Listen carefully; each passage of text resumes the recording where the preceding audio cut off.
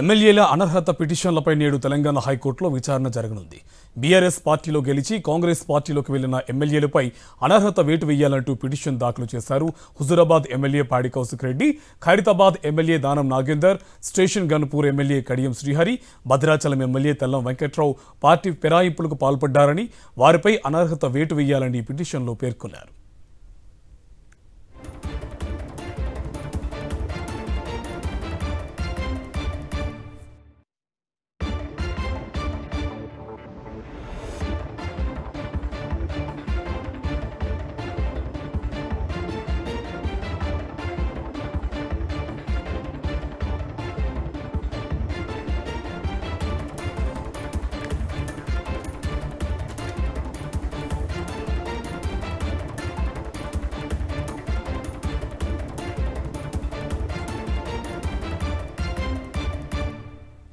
దేనికి సంబంధించి మరింత సమాచారం మా కరెస్పాండెంట్ వాసు మనకి లైవ్ లో అప్డేట్స్ అందిస్తారు.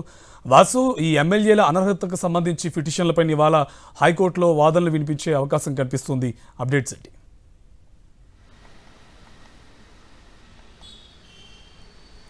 ఎస్ కార్తీక్, ఏదైతే బీఆర్ఎస్ పార్టీ నుంచి పార్టీ వీడి కాంగ్రెస్ పార్టీలో జాయిన్ అయినటువంటి ముగ్గురు ఎమ్మెల్యేలను అనర్హులుగా ప్రకటించాలంటూ కూడా పాడి కౌశిక్ రెడ్డి ఎమ్మెల్యే వేసినటువంటి పిటిషన్ పైన నేడు హైకోర్టులో విచారణ జరగబోతుంది. ప్రధానంగా ఖైరతాబాద్ ఎమ్మెల్యే దానం నాగేంద్రతో పాటు స్టేషన్ గన్పూర్ ఎమ్మెల్యే కడియం శ్రీహరితో పాటు తెల్లం వెంకట్రావుకు సంబంధించి భద్రాచలం ఎమ్మెల్యే ముగ్గురిని కూడా అనర్హులుగా ప్రకటించాలంటూ కూడా హైకోర్టులో పిటిషన్ దాఖలు చేశారు.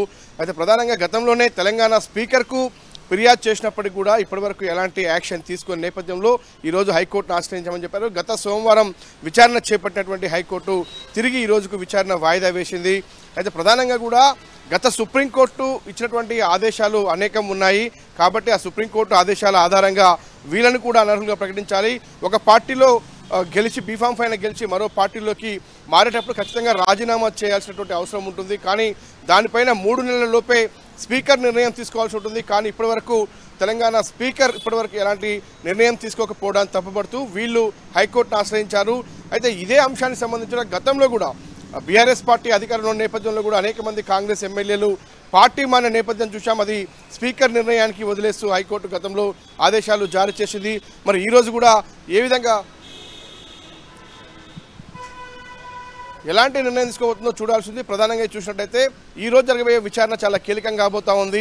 ఇప్పటికే చాలామంది ఎమ్మెల్యేలు కూడా బీఆర్ఎస్ పార్టీని వీడి కాంగ్రెస్లో చేరుతున్న నేపథ్యం కనిపిస్తూ ఉంది. కాబట్టి మరి వాళ్ళ విషయంలో ఎలా ఉండబోతుంది, ప్రస్తుతానికైతే ఈ ముగ్గురు సంబంధించి కూడా ఎవరైతే కడియం శ్రీహరితో పాటు ఉన్నటువంటి దానం నాగేందర్, తెల్లం వెంకట్రావుల అనర్హత పిటిషన్ని ఎంత మేరకు కోర్టు విచారణకు స్వీకరిస్తుంది, లేదంటే వాళ్ళ కౌంటర్ దాఖలు చేయమని చెప్తుందా, లేదంటే స్పీకర్ నిర్ణయానికి వదిలేస్తుందా అన్న అంశానికి చూడాల్సి ఉంది. ఇప్పటికే ప్రతిపక్ష పార్టీలకు సంబంధించి కూడా ఎవరైతే పార్టీ మారుతున్నటువంటి ఎమ్మెల్యేలు కావచ్చు, కార్పొరేటర్లు కావచ్చు, ఇతర రాజకీయ నేతలందరూ కూడా రాజీనామా చేసి పార్టీ నుంచి వెళ్లాలని కూడా డిమాండ్లు వినిపిస్తూ ఉన్నాయి.